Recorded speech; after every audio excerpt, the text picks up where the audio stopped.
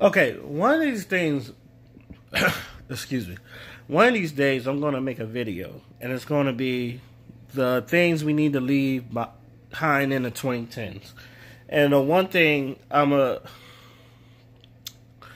one thing, y'all gonna excuse me, and the one thing I want to leave behind the most is people chastising other people over regular shit. Alright? Especially human emotions.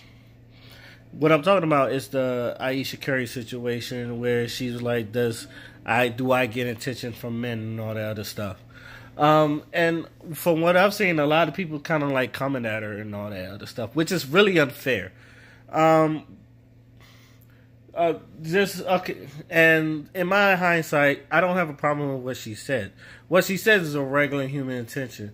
It's just, I do believe Steph is giving her the attention she deserves and all that other stuff. He talks about it highly, and she has her own opinion. She does her own style and all that other stuff. So I feel like there's nothing wrong there. She just have her own insecurities that she just needs to work out. And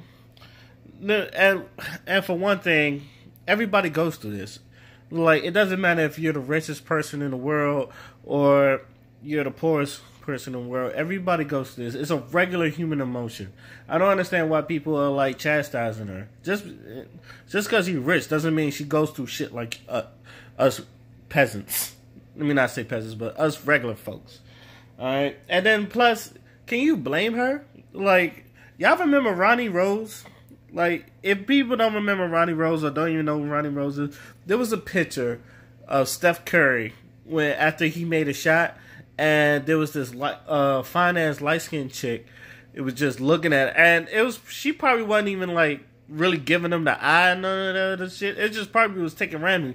But that shot started so many rumors like that was like Steph's side chick, or like she looked like she's about to risk it all. There was articles about it. People want to know who the fuck she was, and like it even got to a point where she was cuter between her and Ayesha Curry, and it's just like oh, it's like, and all that started from one little picture. All right, so like things like that. Why wouldn't she sometimes feel insecure about herself? Also, she just had 3 kids. She probably don't feel. She still looks good, but you know she probably doesn't. You can tell she's a little chunky in the cheeks, but you know that's cute chunky. That's not fat chunky. She's a little chunky in the cheeks, and since maybe she doesn't. You know, there's times where she does feel insecure about herself. She's like, do men still want her, and all that. And first of all, let me just say this. And she probably doesn't really follow Twitter that much, but you have started conversations that nice women, that I'm not going to say started a war, but it started conversations between nice women and ratchet hoes. And also, it started a conversation that's like, what do men want in a wife? You, without really, and like, you are the epitome of what women want in a wife. And like, when they compare you to someone ratchet, they compare it to Cardi B. Like, I've seen arguments about that. And like, trust me when I say this, men want you. Or they say, I want a chick like Ayesha Curry. I've been seeing this. It's like, nobody don't want no ratchet asshole. They want a chick like Ayesha Curry and all that other stuff. So, you're wanted. Like, people, and plus you're a beautiful woman, and I'm not even throwing colorists in there. You're just a beautiful woman regardless. You're a Christian woman and all that other stuff. You look like you hold a household down, and like, I think a lot of people, I'm not gonna lie, I think a lot of people has come at Ayesha a lot of times because she's light skinned. I'm not trying to throw colorism in there, but I do feel like people come at her as light skinned. You know how people kind of look at light skinned people as soft and all that other stuff. And she's not all ratchet out there. I remember one time she was talking about the clothing, and she said that's not my style. And people try to come at her for that. People try to, like, people always try to find a reason to drag Ayesha Curry. And it might be because he's light skinned. Like, dark skinned women, y'all know I love y'all, but I feel like, and maybe not all of y'all, but I do feel like some people are coming at her because she's light skinned. And, like, that Curry family looks like the perfect family. Like, it's not, I'm not going to call it the perfect family, but if you want to think of a perfect family household, you will probably think of the Currys. That whole, like, everything about them is adorable. Everything, like, they do is like it's like Ned Flanders to Homer Simpson. Or, if anybody watches The Fairly Odd Parents, that's People's Dinkelberg. It's like, you kind of look at them and you go, man, they ain't all that, alright? You know, just because they live in this perfect house.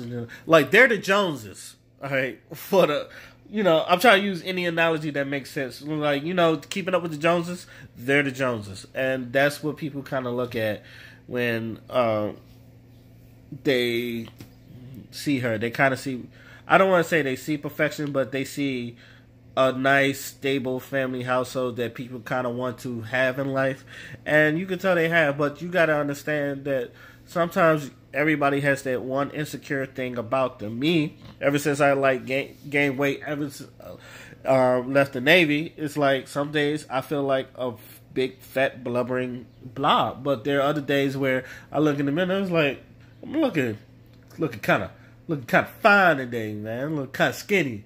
Like I lost like 30 pounds and stuff, you know. But it's just how you overcome it. All right. Sometimes it's yourself. It's just like you got to snap out of it. You are good enough. You are good enough for him. You're good enough for yourself. You're good enough.